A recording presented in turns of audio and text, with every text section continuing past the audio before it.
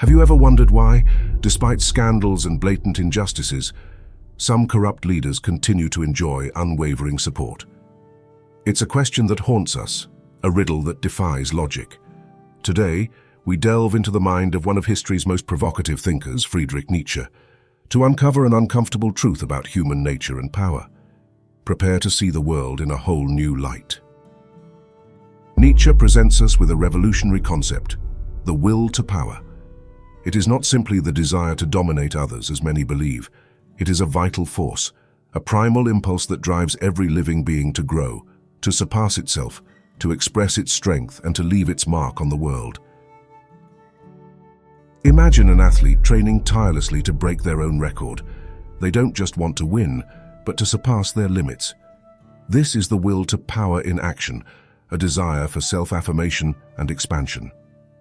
It's the drive to become more, to realize their potential. Even an artist creating a work of art, an entrepreneur building a company, or a scientist pursuing a new discovery are driven by this same energy. It's the force that makes us fight, innovate, and even suffer to achieve a goal. It's life itself affirming itself. This will is neither good nor bad in itself. It is a neutral force, a driving force. Its manifestation can take various forms, from creativity to destruction. It depends on how it is channeled and interpreted by individuals and society. Understanding the will to power is essential to understanding Nietzsche. It's the key to unraveling the mystery of why we're drawn to certain figures, even those who seem to act against our own interests. It's the foundation upon which his entire philosophy is built. Nietzsche distinguishes two fundamental types of morality: master morality and slave morality. These are not social classes, but ways of evaluating the world, rooted in human psychology. They are two lenses through which we perceive what is good and what is bad.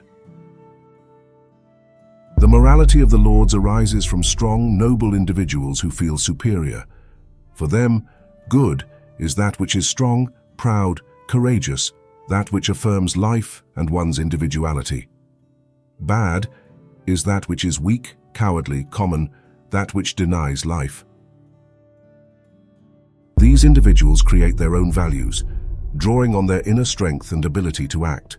They don't seek external approval. They are creators, conquerors, those who dare to challenge the status quo. Their ethics are self-affirmation. In contrast, slave morality arises from the weak, the oppressed, those unable to act directly. For them, good is that which is humble, compassionate, patient, and alleviates suffering. Bad is that which is strong, arrogant, selfish, and oppressive. This morality is a reaction, an inversion of the master's values. It arises from resentment, a feeling of impotence and envy. Unable to act, slaves condemn what they cannot be, transforming weakness into virtue and strength into vice. These two moralities are in constant conflict, shaping our societies and our perceptions. Their interaction is crucial to understanding how leaders, even corrupt ones, can gain a following. It's a psychological hall of mirrors. Resentment is a key concept for Nietzsche. It's not just simple resentment, but a profound psychological mechanism. It's the reaction of the weak who, unable to express their will to power directly, sublimate and transform it. Imagine a person who feels powerless in the face of a powerful system or individual. They can't openly rebel. They can't assert their own strength. What do? They begin to condemn what cannot be. Resentment leads to a transvaluation of values. What the strong consider good, strength, pride, success, the weak label bad, arrogance, selfishness, cruelty. And what the strong consider bad, weakness, humility, submission, the weak elevate to good, virtue, compassion, altruism. This slave morality is not an affirmation but a denial. It is a no to life and strength, disguised as a yes to values that actually arise from one's own impotence. It is a spiritual revenge against those who are strong and happy. Resentment is dangerous because it poisons the source of life. Instead of trying to overcome one's own weakness, one condemns the strength of others. This mechanism is crucial to understanding why the masses can be attracted to leaders who promise to punish the bad guys or restore an order based on weak values. It's a vicious cycle in which the inability to act turns into moral condemnation. Resentment is the root of many ideologies that promise equality and justice, but which actually conceal a desire for downward leveling. Now, let's connect these concepts to corrupt leaders. Why do we worship them? Often these leaders embody a distorted form of the will to power. It's not the desire to surpass oneself, but to dominate others, to accumulate power and wealth without scruples. These leaders act with a recklessness that many secretly admire. They break rules, defy convention, and demonstrate a brute force that common morality would condemn. But it is precisely this boldness, this ability to act without hesitation, that is fascinating.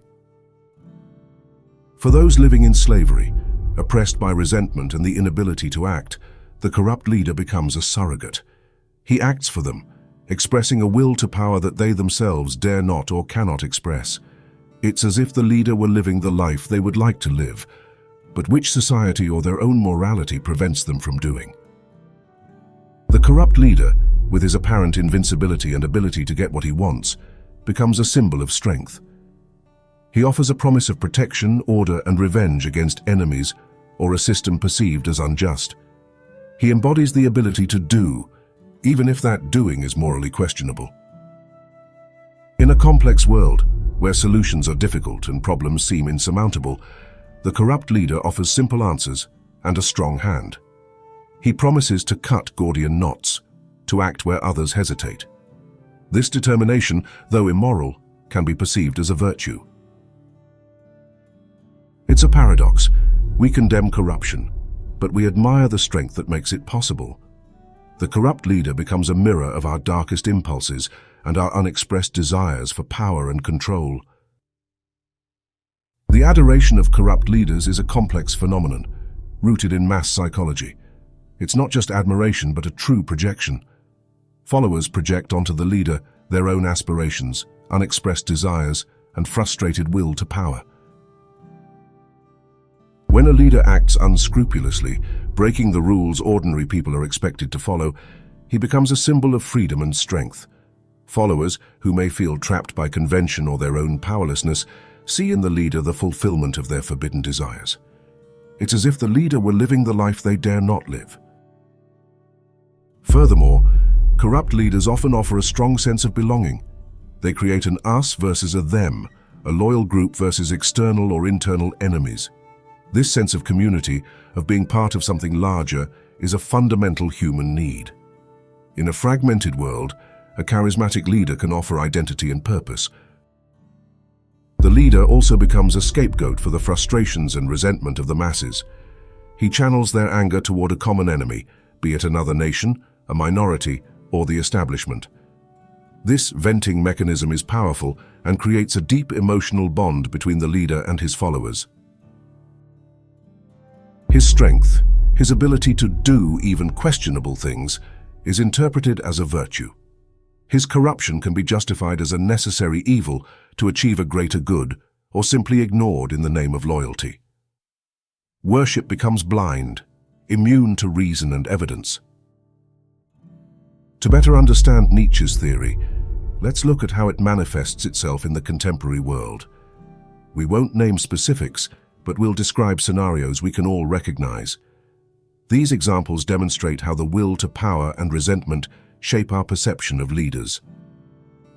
Imagine a leader who promises quick and drastic solutions to complex problems, often at the cost of violating norms or rights. His rhetoric is direct, without nuance. Many admire him for his determination and capacity to act, even if his actions are ethically questionable. This is the will to power manifested in an authoritarian manner. Consider a politician who is repeatedly accused of corruption, yet continues to enjoy strong popular support. His followers might justify his actions by saying that everyone does it, or that at least he gets things done, or that he's a strong man who doesn't let anyone walk all over him. Here, perceived strength outweighs moral condemnation. Another example is a leader who uses divisive language, openly attacking elites, the media, or minorities. He channels the resentment of those who feel marginalized or betrayed by the system. He offers them a common enemy and the promise of revenge. His aggressiveness is seen as authenticity and courage. Or think of a leader who presents himself as a man of the people, speaking simply and directly, even if his policies are harmful. His authenticity and ability to understand ordinary people make him immune to criticism. His corruption might be seen as a small price to pay for someone who fights for us. These examples demonstrate that the attraction to corrupt leaders isn't simply a matter of ignorance or naivety. It's a profound psychological phenomenon rooted in our will to power and our resentment. Nietzsche offers us a lens to decipher these complex dynamics. Nietzsche's uncomfortable truth is that the worship of corrupt leaders isn't just the leader's fault. It's also in part a manifestation of the psychology of the followers. We are not only victims, but in some ways also complicit. When we project our own aspirations for power onto the leader, when we identify with his unscrupulous strength, we are expressing a part of ourselves. When resentment drives us to condemn the strength of others and elevate their weakness, we are creating fertile ground for leaders who promise to avenge us. Nietzsche forces us to look within ourselves. He asks, what do we really look for in a leader? Do we seek virtue, justice, wisdom, or do we seek strength, determination, the ability to act without scruples, even if that means trampling on morality? This isn't a condemnation, but an invitation to self-reflection. Recognizing these dynamics within ourselves is the first step to overcoming them. If we don't understand our deepest drives, we risk falling prey to manipulation and supporting figures who ultimately will harm us. The truth is uncomfortable because it takes away our comfortable position as innocent victims. It holds us accountable for our choices and projections. It challenges us to be more aware, more critical, more independent in our judgment. It is an invitation to develop a master morality in the Nietzschean sense, to create our own values based on inner strength and self-improvement, rather than reacting with resentment or projecting our weaknesses onto others. How can we resist the spell of corrupt leaders and overcome this dynamic?